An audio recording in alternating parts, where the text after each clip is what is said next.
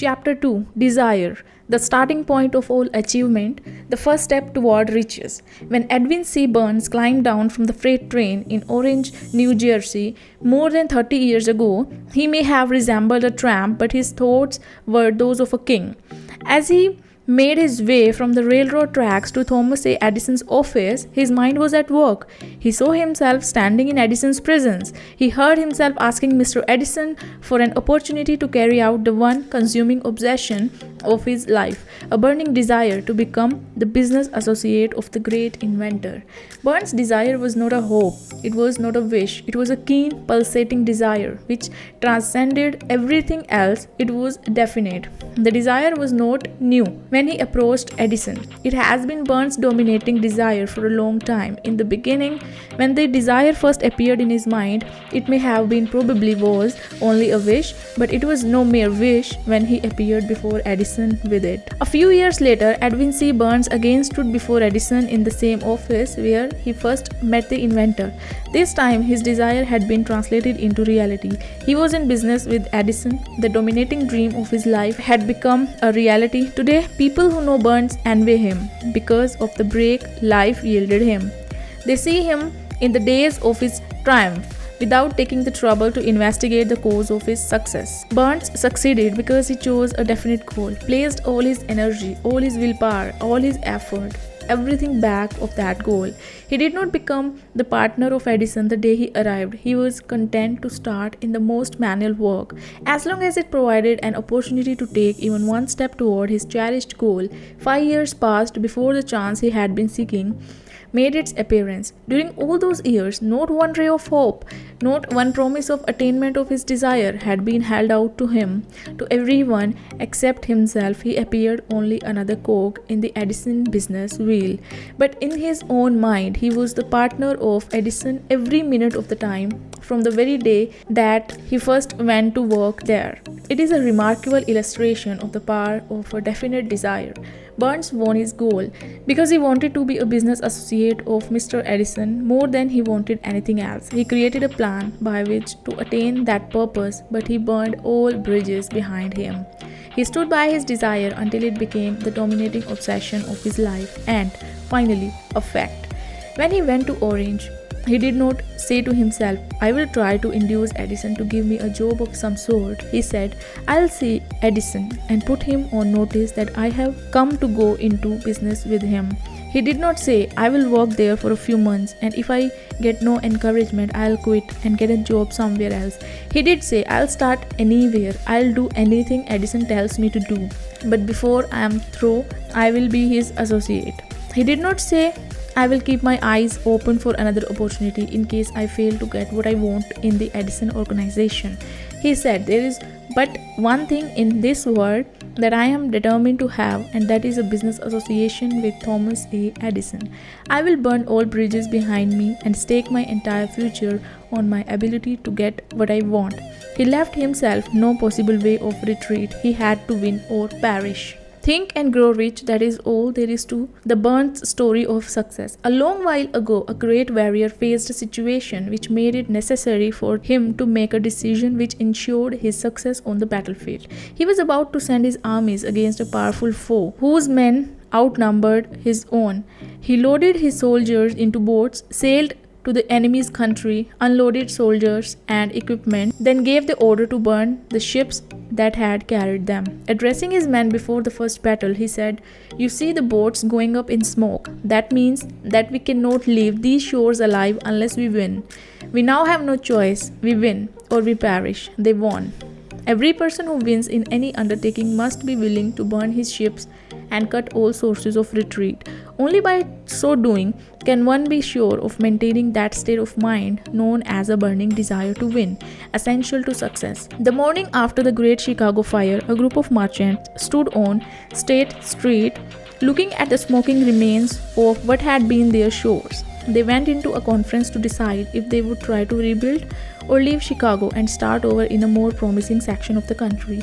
They reached a decision, all except one, to leave Chicago. The merchant who decided to stay and rebuild pointed a finger at the remains of the shores and said, Gentlemen, on that very spot I will build the world's greatest store, no matter how many times it may burn down. That was more than 50 years ago. The store was built. It stands there today, a towering monument to the power of that state of mind known as a burning desire. The easy thing for Marshall Field to have done would have been exactly what his fellow merchants did.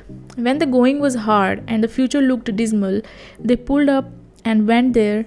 The going seemed easier. Mark well this difference between Marshall Field and the other merchants, because it is the same difference which distinguishes Edwin C. Burns from thousands of other young men who have worked in the Edison organization. It is the same difference which distinguishes practically all who succeed from those who fail.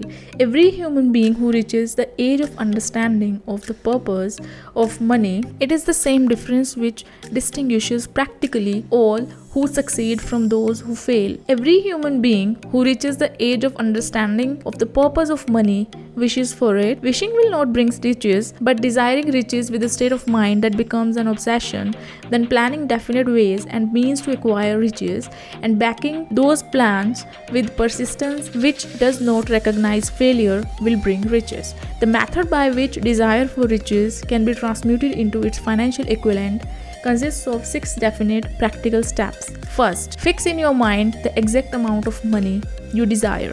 It is not sufficient merely to say, I want plenty of money. Be definite as to the amount. Second, determine exactly what you intend to give in return for the money you desire. Third, establish a definite date when you intend to possess the money you desire.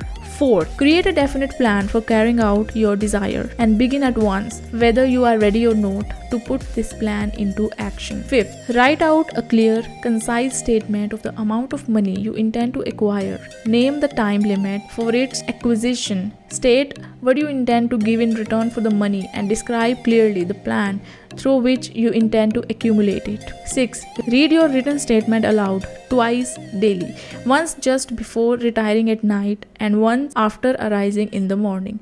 As you read, see and feel and believe yourself already in possession of the money. It is important that you follow the instructions described in these 6 steps. It is especially important that you observe and follow the instruction in the 6th paragraph. You may complain that it is impossible for you to see yourself in possession of money before you actually have it. Here is where a burning desire will come to your aid. If you truly desire money so keenly that your desire is an obsession, you will have no difficulty in conceiving yourself that you will acquire it. The object is to want money and to become so determined to have it. Only those who become money conscious ever accumulate great riches. Money consciousness means that the mind has become so thoroughly saturated with the desire for money that one can see one's self already in possession of it. To the uninitiated who has not been schooled in the working principle of the human mind, these instructions may appear impractical. It may be helpful to all who fail to recognize the soundness of the 6 steps, to know that the information they convey was received from Andrew Carnegie, who began as an ordinary laborer in the steel mill, but managed, despite his humble beginning, to make these principles yield him a fortune of considerably more than $100 million. It may be of further help to know that the 6 steps I have recommended were carefully scrutinized by the late Thomas A. Edison, who placed his stamp of approval upon them as being not only the steps essential for the accumulation of the money but necessary for the attainment of any definite goal. The steps call for no hard labor, they call for no sacrifice, they do not require one to become ridiculous or credulous. To apply them calls for no great amount of education, but the successful application of these 6 steps does call for sufficient imagination to enable one to see and to understand that accumulation of money cannot be left to chance, good fortune and luck. One must realize that all who have accumulated great fortunes first did a certain amount of dreaming, hoping, wishing, desiring and planning before they acquire money. You may as well know right there that you can never have riches in great quantities unless you can work yourself into a white heat of desire for money and actually believe you will possess it. You may as well know also that every great leader from the dawn of civilization down to the present was a dreamer. Christianity is the greatest potential power in the world today because its founder was an intense dreamer who had the vision and the imagination to see realities in their mental and spiritual form before they had been transmuted into physical form. If you do not see great riches in your imagination, you will never see them in your bank balance. Never. In the history of America has there been so great an opportunity for practical dreamers as now exists. The 6-year economic collapse has reduced all men substantially to the same level. A new race is about to be run. The stakes represent huge fortunes which will be accumulated within the next 10 years. The rules of the race have changed because we now live in a hanged world that definitely favors the masses, those who had but little or no opportunity to win under the conditions existing during the Depression, when fear paralyzed growth and development. We who are in this race for riches should be encouraged to know that this changed world in which we live in, demanding new ideas, new ways of doing things, new leaders, new inventions, new methods of teaching, new methods of marketing, new books, new literature, new features for the radio, new ideas for moving pictures. Back of all this demand for new and better things, there is one quality which one must possess to win, and that is definiteness of purpose, the knowledge of what one wants, and a burning desire to possess it. The business depression marked the death of one age and the birth of another. This changed world requires practical dreamers who can and will put their dreams into action. The practical dreamers have always been and always will be the pattern maker of the civilization. We who desire to accumulate riches should remember the real leaders of the world always have been men who harnessed and put into practical use the intangible, unseen forces of unborn opportunity and have converted those forces or impulses of thought into skyscrapers, cities, factories, airplanes, automobiles, and every form of convenience that make tolerance and an open mind are practical necessities of the dreamers of today. Those who are afraid of new ideas are doomed before they start. Never has there been a time more favorable to pioneers than the present. True, there is no wild and woolly west to be conquered, and in the days of the covered wagon, but there is a vast business, financial, and industrial world to be remolded and redirected along new and better lines. In planning to acquire your shares of the riches, let no one influence you to scorn the dreamer. To win the big stakes in this changed world, you must catch the spirit of the great pioneers of the past, whose dreams have given to civilization all that it has of value.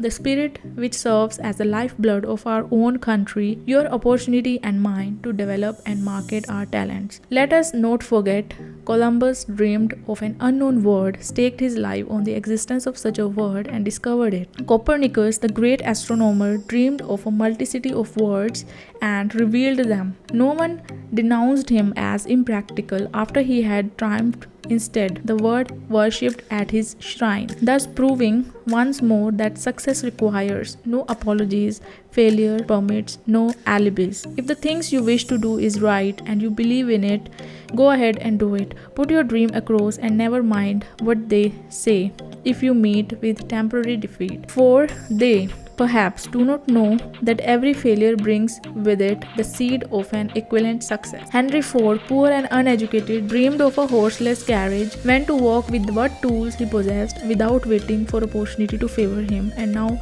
evidence of his dream belts the entire earth. He has put more wheels into operation than any man who ever lived because he was not afraid of back his dreams. Thomas Edison dreamed of a lamp that could be operated by electricity, began where he stood to put his dream into action, and despite more than 10,000 failures, he stood by that dream until he made it a physical reality. Practical dreamers do not quit. Whelan dreamed of a chain of cigar stores, transformed his dream into action, and now the United Cigar Stores occupy the best corners in America. Lincoln dreamed of freedom for the black slaves, put his dream into action, and barely missed living to see a united North and South translate his dream into reality. The Wright brothers dreamed of a machine that would fly through the air. Now one may see evidence all over the world that they dreamed soundly. Marconi dreamed of a system for harnessing the intangible forces of the ether. Evidence that he did not dream in vain may be found in every wireless and radio in the world. Moreover, Marconi's dream brought the humblest cabin and the most stately manor house side by side. It made the people of every nation on earth backdoor neighbors. It gave the President of the United States a medium by which he may talk to all the people of America at one time and on short notice.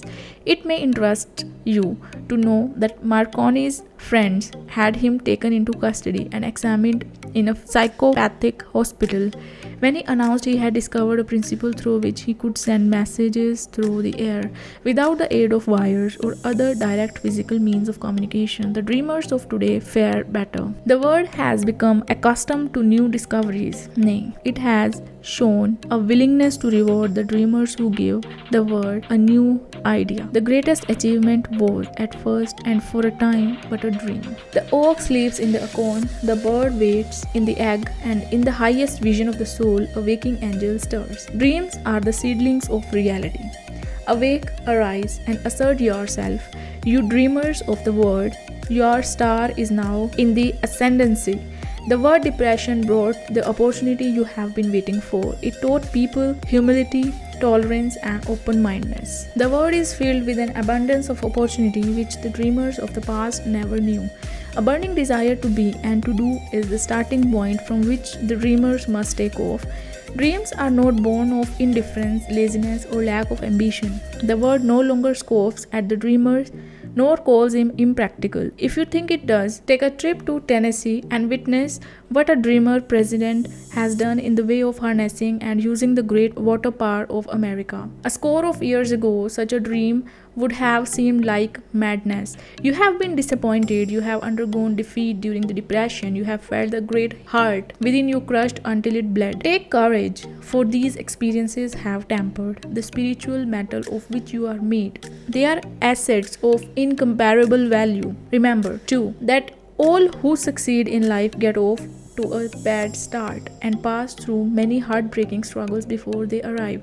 The turning point in the lives of those who succeed usually comes at the moment of some crisis through which they are introduced to their other selves.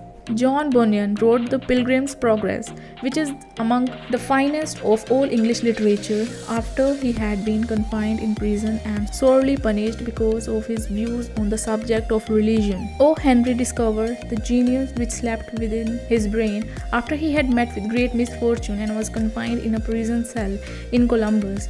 Ohio being forced through misfortune to become acquainted with his other self and to use his imagination, he discovered himself to be a great author instead of a miserable criminal and outcast. Strange and varied are the ways of life, and stranger still are the ways of infinite intelligence through which men are sometimes forced to undergo all sorts of punishment before discovering their own brains and their own capacity to create useful ideas through imagination. Edison, the world's greatest inventor and scientist, was a tramp telegraph operator. He failed innumerable times before he was driven, finally, to the discovery of the genius which slept within his brain. Charles Dickens began by pasting labels on the blacking pots. The tragedy of the first love penetrated the depth of his soul and converted him into one of the world's truly great authors. That tragedy produced first David Copperfield, then a succession of other works that made this a richer and better world for all who read his books. Disappointment over love affair generally has the effect of driving men to drink and women to ruin. And this because most people never learn the art of transmuting their strongest emotions into dreams of a constructive nature. Helen Keller became deaf, dumb, and blind shortly after birth. Despite her greatest misfortune, she has written her name indelibly in the page of the history of the great. Her entire life has served as evidence that no one ever is defeated until defeat has been accepted as a reality. Robert Burns was an illiterate country lad. He was cursed by poverty and grew up to be a drunkard in the bargain. The world was made better for his having lived, because he clothed beautiful thoughts in poetry and thereby plucked a thorn and planted a rose in its place. Booker T. Washington was born in slavery, handicapped by race and color, because he was tolerant and an open mind at all times on all subjects and was a dreamer. He left his impress for good on an entire race. Beethoven was deaf, Milton was blind, but their names will last as long as time endures, because they dreamed and translated their dreams into organized thought. Before passing to the next chapter, kindle anew in your mind the fire of hope, faith, courage, and tolerance. If you have these states of mind and a working knowledge of the principles described, all else that you need will come to you when you are ready for it. Let Emerson state the thought in these words: every proverb, every book, every byword that belongs to thee for aid and comfort shall surely come home through open or winding passages. Every friend whom not thy fantastic will, but the great and tender soul in thee craveth, shall lock thee in his embrace. There is a difference between wishing for a thing and being ready to receive it. No one is ready for a thing until he believes he can acquire it. The state of mind must be belief, not mere hope or wish. Open-mindedness is essential for belief. Closed mind do not inspire faith, courage, and belief. Remember, no more effort is required to aim high in life, to demand abundance and prosperity that is required to accept misery and poverty. A great poet has correctly stated his universal truth through these lines: I bargained with life for a penny, and life would pay no more.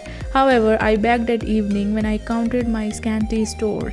For life is just an employer, he gives you what you ask, but once you have set the wages, why, you must bear the task. I worked for a manual's hire, only to learn dismayed that any wage I had asked for life, life would have willingly paid.